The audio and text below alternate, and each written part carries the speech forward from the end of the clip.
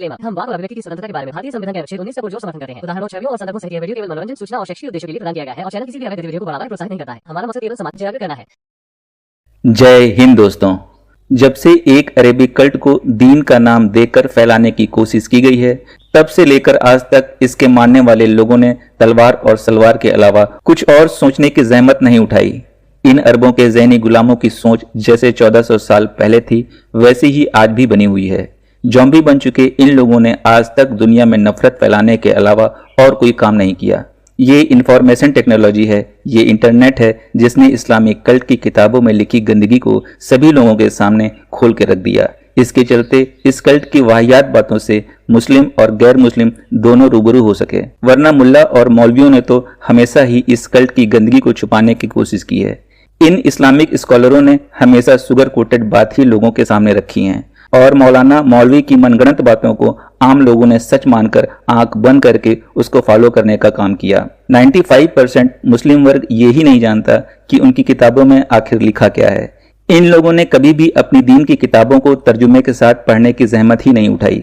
जिस किसी ने इन किताबों को पढ़ा और समझा, उसके अंदर की इंसानियत उसे धिक्कारने लगी और वो इस इस्लामिक कल्ट को छोड़कर इंसानियत की दुनिया में वापस लौट आया। आज इस वीडियो में मैं उन चेहरों को उजागर करूंगा जिन्हें इस्लामिक कल्ट की ABCD भी नहीं मालूम, पर कैमरे के सामने वाहवाही लूटने और खुद को जेंटलमैन शो करने के लिए किस तरह की मनगढ़ंत बातें करते रहते हैं। बस मेरी आप सबसे यही गुजारिश है, अगर आप अपने भारत को इस कल्ट से बचाना चाहते हैं तो वीडियो को लाइक करके एक लाइन का कमेंट लिखकर एक्स मुस्लिम मूवमेंट को सपोर्ट जरूर करें।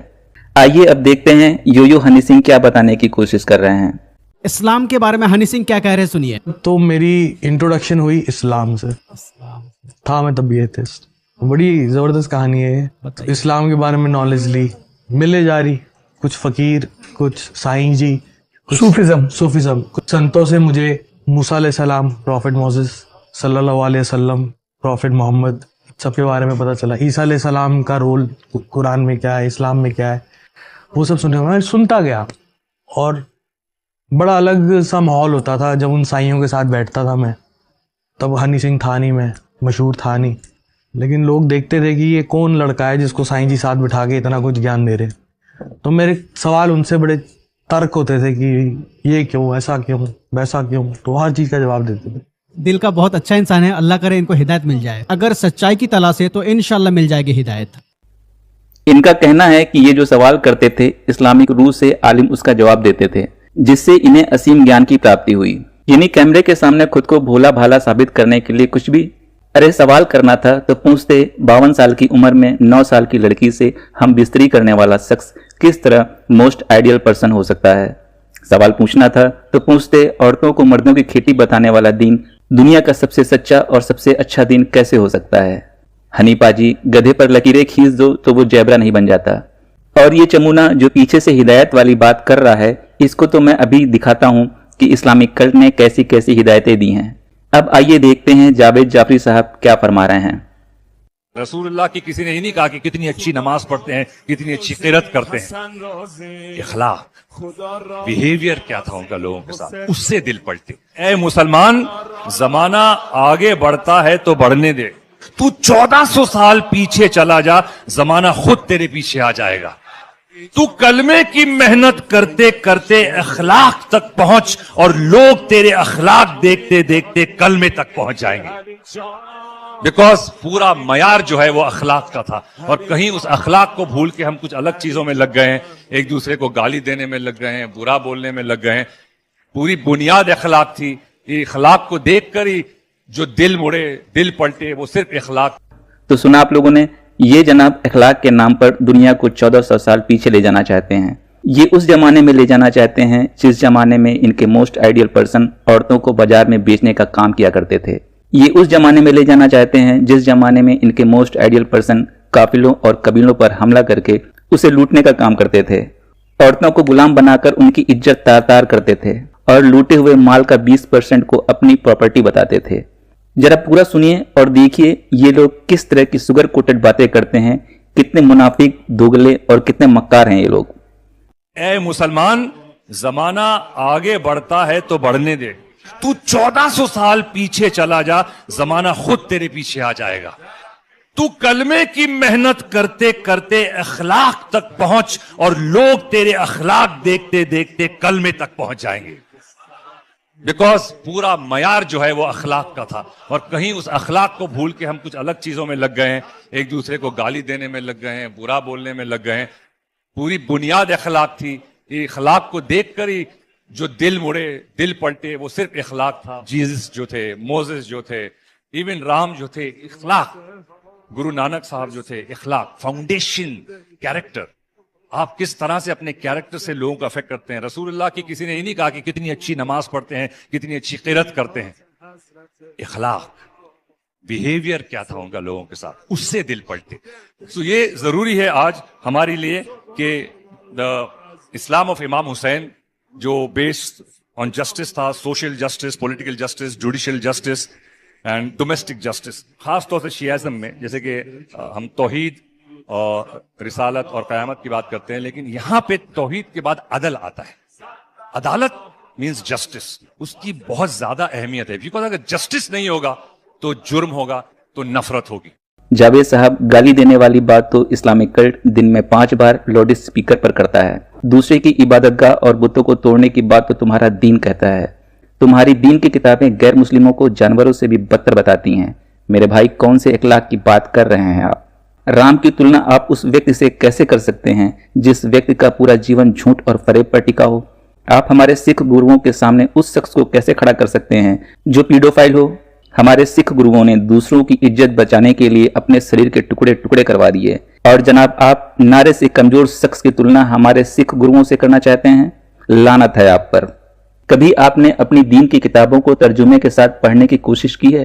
कभी अपने दीन की किताबों को तर्जुमे के साथ पढ़ें, आपको खुद शर्म आने लगेगी। जावेद जी, हम आपको चैलेंज करते हैं, जिसे आप अपना मोस्ट आइडियल पर्सन मानते हैं, सिर्फ और सिर्फ उनकी 5 खूबियां ही बता दें। और आपने जो अभी जस्टिस वाली बात की, अपनी आइडियल बुक से जरा बता दें, अगर कोई मुस्लिम किसी गैर मुस्लिम लेडी से जबरदस्ती हम बिस्तरी करता है तो उसकी सजा क्या है? जावेद साहब, आपका इस्लामिक कल्ट आप लोगों को क्या हिदायत देता है, आप जरा गौर से सुन लीजिए। कि ये कितनी बड़ी बेअक्ली की बात है, ये कितनी बड़ी बदअक्ली की बात है कि लोग अपनी बहन से निकाह न करें और दूसरे की बहन बेटी के साथ निकाह कर लें, जबकि बहन अपने भाई के मिजाज को जानती है, उसके मिजाज से वाकिफ है, वो जानती है मेरे भाई का गुस्सा कब आता है, वो जानती है कि मेरे भाई का गुस्सा कैसे दूर होता है। एक बहन अपने भाई के मिजाज से अच्छी तरह वाकिफ है, वो खूबसूरत भी है, वो हसीन है और जमील भी है। लेकिन ये कितनी बड़ी बदअक्ली की बात है कि एक भाई अपनी खूबसूरत बहन को और हम मिजाज बहन को छोड़कर दूसरे की बहन से शादी कर लेता है और अपनी बहन को किसी दूसरे के हवाले कर देता है। जबकि फिर आगे लिखता है, जब हमारी बहन हमारे लिए खाना बना सकती है, हमारा परेशानी में सर दबा सकती है, हमारे लिए बिस्तर बिछा सकती है, हमें दवा खिला सकती है, हमारा मजबूरी और परेशानियों में हमारा ख्याल रख सकती है, तो फिर शादी करके उसके साथ जिनसी तस्कीन और जिनसी लज्जत हासिल क्यों नहीं की जा सकती है? और आगे वो लिखता है, ये कितनी बड़ी बेवकूफी की बात है कि अपनी हसीन और जमील और खूबसूरत सरमाए को और हसीन और जमील बहन को किसी दूसरे के हवाले कर दो और दूसरे का कबाड़ खाना उठाकर अपने घर पे ले आओ। ये इसी अकल का नाजायज फायदा हुआ। और मैं पूछना चाहता हूं आपसे, आप लाख कहिए कि समाज इजाजत नहीं देता, ये इजाजत नहीं देता, वो इजाजत नहीं, ये सब कहने वाली बात है, लेकिन मुझे ये बताइए कि अकल के तौर पर उसने कौन सी गलत बात कही थी? अगर अकल ही को आप दखल देंगे और हर चीज अकल से सोचेंगे तो आप बताइए अकली तौर पर इसमें क्या बुराई है कि मैं अपनी खूबसूरत बहन को किसी ऐसे इंसान के हवाले कर दूं कि जिसकी जिंदगी से हम वाकिफ नहीं है, जिसके गुस्से गर्मी से हम वाकिफ नहीं है, जिसकी राजदाराना जिंदगी से हम वाकिफ नहीं है, हम अपनी बहन को उसके हवाले कर दें और दूसरे की बहन को हम ले आए जिससे हम वाकिफ नहीं है? आप बताइए अकली तौर पर अकल क्या कहती है? अकल कहती है कि अपनी बहन से खुद निकाह कर लो, क्योंकि उसको उसके मिजाज से हम वाकिफ हैं, उसके सरश्त से हम वाकिफ हैं। योयो हनी सिंह और जावेद जाफरी जैसे लोगों को इस बात पर खास ध्यान देना चाहिए। अपनी चचेरी, ममेरी, फुफेरी सभी बहनों से निकाह करके उन्हें घर में रखना चाहिए, क्योंकि 4-4 रखने की तो इन लोगों को पूरी इजाजत है। अकल को दखल नहीं है। अब शरीयत में वही चलेगा। अगर मक्खी हमारे खाने पीने की चीज में गिर जाए तो अल्लाह के रसूल फरमाते हैं उसको पकड़ के पूरा डुबो दो। क्योंकि जब वो पाप खाने में पीने में गिरती है पानी में तो वो अपना बीमारी वाला पर डालती है, अल्लाह ने उसके दूसरे पर में शिफा रखी है। जब आप उसको पूरा डुबो दोगे तो उसकी शिफा उस बीमारी को काट देगी। अब हम अपनी अकल को दखल न दें, साहब मक्खी गिर गई, अब हम ये खाना कैसे खाएं, नहीं उसको हटा दें, ये कर दें। शरीयत ने कह दिया हमें मानना है। अरबों के ज़हनी गुलामों, सुन लिया आपके मोस्ट आइडियल पर्सन आपको कैसी कैसी हिदायत और इखलाक सिखा रहे हैं। कभी मंच पर खड़े होकर ये बात भी मान लीजिए कि आप लोग मक्खी को डुबोकर चाय और दूध इसलिए पीते हैं क्योंकि ऐसा करने के लिए आपके मोस्ट आइडियल पर्सन ने कहा है। अभी और सुनिए आपकी किताबों में और क्या क्या लिखा है। दादा और एक बात बताती हूँ, अगर हम लोग झूठ बोल रहे हैं, अगर मान लेते हैं दादा, हम स्त्री का मतलब ही क्या होता है दादा? ये देखिए, शख्स अपनी वालदा से निकाह करे और फिर उससे हम बिस्तरी करे, इस पर हद नहीं है। सुन लिया अरबी गुलामों, तुम लोग अगर अपनी सगी माँ की इज्जत के साथ भी खेलना चाहो तो तुम्हारे लिए कोई रोक टोक नहीं है। ये सब बातें सुनकर तुम लोगों की रूह क्यों नहीं कांपती? तुम्हारे अंदर की इंसानियत क्या इतनी मर गई है? क्या जावेद साहब इसी इखलाक की बात कर रहे थे? क्या ये लोग इसीलिए 1400 साल पीछे जाना चाहते हैं? तुम्हारे मोस्ट आइडियल पर्सन के मुताबिक तुम्हारे लिए चचा जात, खाला जात, मामू जात सभी बहनें हलाल हैं। लौंडियों के साथ भी हम बिस्तरी करने की खुली छूट है, यानी इस जहान में आपको पूरी अय्यासी की खुली छूट है। अब देखते हैं दूसरे जहान में तुम लोगों के लिए क्या क्या इंतजाम है। सबसे कम दर्जे की जो हूर होगी, वो सुनो जरा उसका तस्करा। तुम यहां मैली कुचैली बीवियों को पाकर अल्लाह को भूल जाते हो और सड़ी गली औरतों के ऊपर दिल फेंकते हो ना कि तुम आशिक हो गए, इश्क हो गया, लब हो गया, मैं लब करता हूं। सुनो, जो जन्नत में तुम्हारे लिए अल्लाह अज़्ज़ व जल ने तैयार की हुई, और तुम रंडियों, खुजड़ों, खसरों, तवायफों की तस्वीरें और फिल्में देख देख कर अपने वक्त को जाया करते हो और अल्लाह अज़्ज़ व जल से एराज करते हो। देखो तुम्हारे मालिक ने तुम मुसलमानों के लिए क्या क्या चीजें तैयार कर रखी, और नबी ने ये तमाम सब चीजें खोल खोल के बयान फरमाई ताकि तुम इस दुनिया से अपना दिल न लगाओ। इस दुनिया से उतना दिल लगाओ जितना तुम्हारी जरूरत पूरी हो सके। बस बकिया तैयारी किसके लिए करो? उस जन्नत को हासिल करने। तो अल्लाह के रसूल सल्लल्लाहु अलैहि वसल्लम फरमाते हैं कि कम दर्जे की हूरें जो होंगी उनकी आंखें गिलाफी होंगी, खूबसूरत गिलाफ जैसी आंखें उनकी हूर की होगी, और हर बीवी, जो भी बीवी वहां तुम्हारी होगी हूर, हर बीवी पर 70 जोड़े कपड़े के होंगे। कितने जोड़े? 70 नहीं, 70 जोड़े कपड़े के वो पहने हुए आराइश और जमाल के साथ वो गांव तकिया लगाए हुए तुम्हारे इंतजार में बैठी होगी। उन कपड़ों की खासियत क्या होगी और उसका जिस्म कैसा होगा? अल्लाह के नबी फरमाते हैं कि उन कपड़ों में से उन हूरों की पिडलियों का गूदा तक तुम्हें नजर आएगा। इतनी हसीन और इतनी खूबसूरत होंगी, उसके गूदे तक तुम्हें नजर आएंगे। और तुम्हारा आईना क्या होगा मालूम है? शीशा जिसमें तुम अपने चेहरे देखते हो। अल्लाह के रसूल सल्लल्लाहु अलैहि वसल्लम फरमाते हैं कि उस हूर जो बीवी है ना तुम्हारी, उसका दिल, उसका जिगर तुम्हारा आईना होगा, और तुम्हारा जिगर उस हूर का आईना होगा। वो तुम्हें देखकर सजे संवरेगी और तुम उसे देखकर सजोगे और संवरोगे। जन्नती जब भी रुख फेर कर उसकी तरफ देखेगा, उसकी आंखों में 70 गुना हुस्न ज्यादा पाएगा। अभी बैठ के वो देख रहा है, फिर इधर फेर करके फिर जब दोबारा देखेगा 70 गुना दुगना हुस्न उसके अंदर पाएगा। तुम कहां पड़े हुए हो मुसलमानों, कहां सो रहे हो? ये जो हसीन और खूबसूरत हूरें मिलेंगी, क्या सिर्फ चूमने और बगलों में बिठाने के लिए मिलेंगी? नहीं, आप उनसे हम बिस्तरी भी करेंगे, मजे लेंगे। यहां से कहीं ज्यादा लज्जत वहां हासिल होगी। और यहां तो हो सकता है मिनटों में आप फारिग हो जाते हो। अल्लाह के नबी सल्लल्लाहु अलैहि वसल्लम की हदीस आती है, अल्लाह के रसूल सल्लल्लाहु अलैहि वसल्लम फरमाते हैं एक एक मर्द को 100 मर्दों की कुव्वत अता की जाएगी। खुश हो जाओ, अल्लाह हम सबको जन्नत में जगह अता फरमाए। गुलाम मेरे भाइयों, हुफ़्फ़तिल जन्नह बिल मकारिह।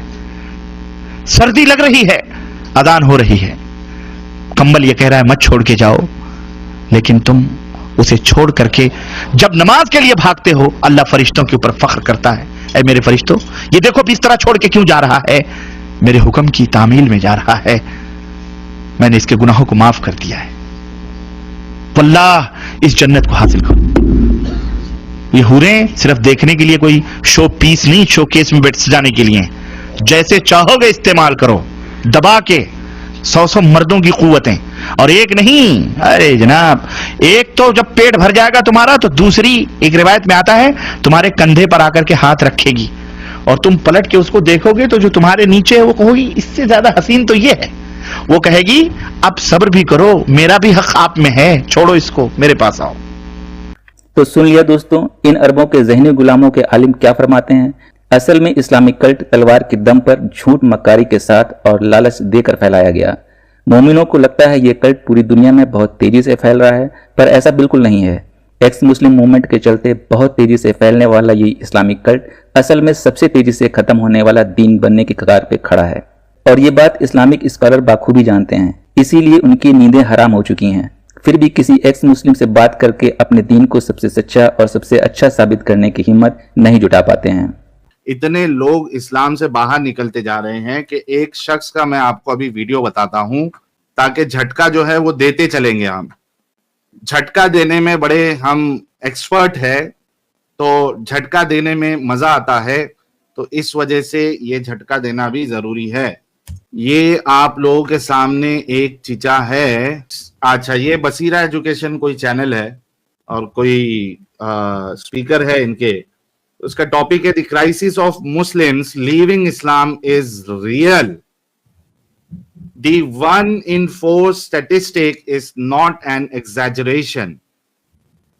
ये कह रहे हैं कि क्राइसिस आया हुआ है कि लोग इस्लाम छोड़ रहे हैं और ये रियल है। तो देखिए क्या कहते हैं चीचा। Story of Zaid video. If you haven't, please take a moment to see it. It's really important. One of the common objections that I get from people who watch this video is that the statistic that I mentioned at the beginning, that 1 in 4 Muslims in America grow up to leave Islam, they say that this is exaggerated.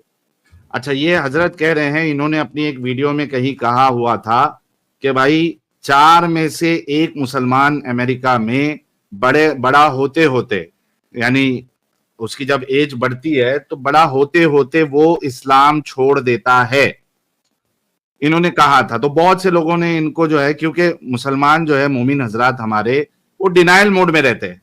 यहाँ पे भी कई सारे मोमिन हजरात आते हैं जो डिनाइल मोड में रहते हैं, हालांकि इनके बड़ों ने अपनी नाकामी को जाहिर किया है कि यस, हमारे मुसलमान, चाहे वो मर्द हो चाहे वो खवातीन हो, वो इस्लाम को छोड़ रहे हैं। तो ऐसे ही कुछ दिमागी अपंगों ने इन पे एतराज किया कि भाई तुम ये जो नंबर्स है तुम सही नहीं बता रहे हो। तो चीचा क्या कहते हैं? चीचा कहते हैं कि मेरे ऊपर जो आप एतराज कर रहे हैं कि मैं बढ़ाकर बोल रहा हूं, एग्जैजरेट कर रहा हूं, तो ये कहते हैं ऐसा नहीं है। फिर कैसा है ये देखिए। Yesterday, I reconnected with an old student of mine, and he went to a major university in America. अब इन्होंने अपने पुराने कोई स्टूडेंट के साथ वार्तालाप की, बातचीत की, और इनके जो शिष्य है, स्टूडेंट है, वो इनको कहते हैं को एक बड़ी यूनिवर्सिटी अमेरिका में वो वहां पे गए। He was telling me that when he first began studying there, the prayer hall used to be full. वो कहते हैं कि जब मैं वहां पे स्टार्टिंग में गया और वहां पे जो नमाज पढ़ने की जगह थी, प्रेयर हॉल था, वो एकदम भरा हुआ रहता था, लबालब भरा हुआ रहता था। And people were overflowing onto the streets to pray. देखिए, और साथ ही साथ सिर्फ प्रेयर हॉल नहीं बल्कि रास्ते भी ओवरफ्लो हो जाते थे, लबालब भरे हुए रहते थे नमाजियों से। अमेरिका की बात कर रहे हैं ये। Prayed a Dhuhr prayer in congregation. Just before he left, it was virtually empty. लेकिन जब उसकी स्टडी कंप्लीट होने वाली थी, उस शख्स की, ये चीचा का कोई स्टूडेंट था, तो कहते हैं कि जब मैं यूनिवर्सिटी छोड़कर जा रहा था तो ऑलमोस्ट वो जो प्रेयर हॉल है, जो जोहर की नमाज में लोग भर जाते थे, वो सारा का सारा खाली हो चुका। It was just 3 people there. सिर्फ 3 लोग बचे थे, यानी 3-4 मुसल्ली वहां पे उसको नजर आ रहे थे, बाकी सारे के सारे लोगों ने नमाज पढ़ना ही छोड़ दिया। The beginning of leaving Islam is that you become disaffected. तो इस्लाम छोड़ने का जो प्रोसेस है, जो शुरुआत है, वो यही है कि आपका ईमान कमजोर हो जाता है, आपका मन नमाजों से उठ जाता है। ये चीचा कह रहे हैं कि आप डिसइफेक्ट हो जाते हो by your religion and you start searching for something else. और उसके बाद आप फिर कुछ नई चीज, आप अपना जो दीन है उससे आप उख जाते हो और उसके बाद आप कुछ नई चीज ढूंढने लगते हो। And if nobody ever showed this person why Islam is true, then they might become a statistic.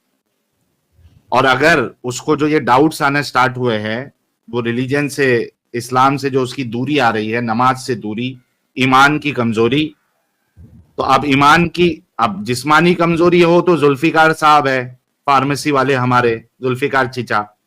लेकिन ये कह रहे हैं कि भाई अगर ईमान की कमजोरी आ जाए तो जुल्फिकार फार्मेसी का 4 महीने का कोर्स जो है वो काम नहीं देगा।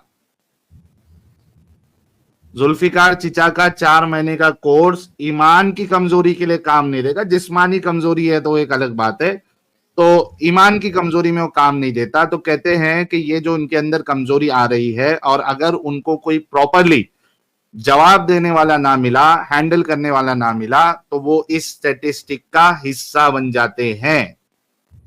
कौन से स्टैटिस्टिक का? कि 4 में से 1 लोग बड़े होते होते वो इस्लाम को त्याग देते हैं, छोड़ देते हैं। The crisis is real, guys.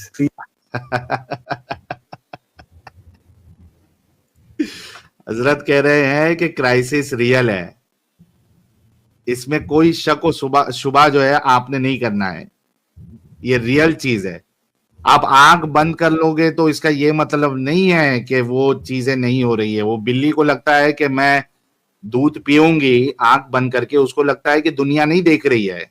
ना ना ना ना ना ना ना ना, आपके आंख बंद कर लेने से जो प्रॉब्लम आ रही है या प्रॉब्लम है वो खत्म नहीं हो जाएगी। तो कह रहे कि भाई ना, ऐसा नहीं होता है, ये रियल है, इसको समझो, इस पे आपने जो है कुछ करना है। Please get trained. Please encourage others to get trained. ये कहते हैं कि खुद भी ट्रेन होइए कि भाई ऐसे लोगों के साथ आपने कैसे बात करना है, कैसे उनके एतराजात को दूर करना है, कैसे उनको वापस इस्लाम में लाना है, और दूसरों को भी ट्रेन करिए, दूसरों को भी ट्रेन करिए।